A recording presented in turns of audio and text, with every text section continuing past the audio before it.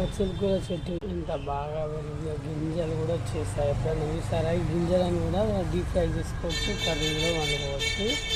బాగుంటాయి, క్రిస్పీగా కరకరలాడుతూ ఎన్ని వచ్చాయి బచ్చలు. మళ్ళీ ఆ గింజలు వచ్చి మొక్కలు వచ్చేస్తాయి. చూడండి ఆకులు ఎలా వచ్చాయి. వారం రోజులైంది ఆకులు కొయ్యాలి. దీనిలో ఏదో ఎక్కువైనట్టున్నది, అందుకే ఆకులు మందంగా వస్తున్నాయి.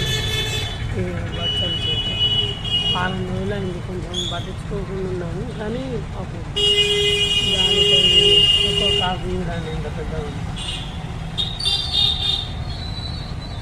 కొయ్యాలి, రేపు కోసి వచ్చాయి.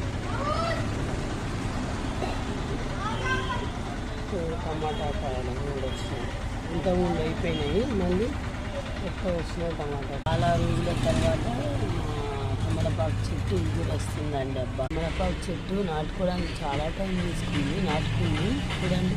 ఇది ఓన్లీ వాటరే అండి, వాటర్లో పెట్టినటువంటి మనీ ప్లాంట్. చిన్నగా ఉంటాయి, ఇక్కడ వరకు వచ్చేసింది. ఓన్లీ వాటర్లో, వాటర్ కాకపోతే 2-3 డేస్కి ఒకసారి వాటర్ని మార్చాలి. అంత పైకి వెళ్ళిపోయింది. వాటర్లో పెరుగుద్ది కదా.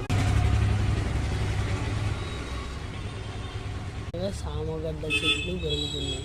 ఒకసారి తీయాలండి, ఇది ఇద్దామనుకుంటే కుదరట్లేదు. చెట్టు చూడండి ఎంత బాగా వచ్చింది. ఇది ఆకు కూడా తినచ్చు మనం. సోంపు చెట్లు అండి, సోంపు చెట్లు అవి కూడా ఎంత బాగుంది.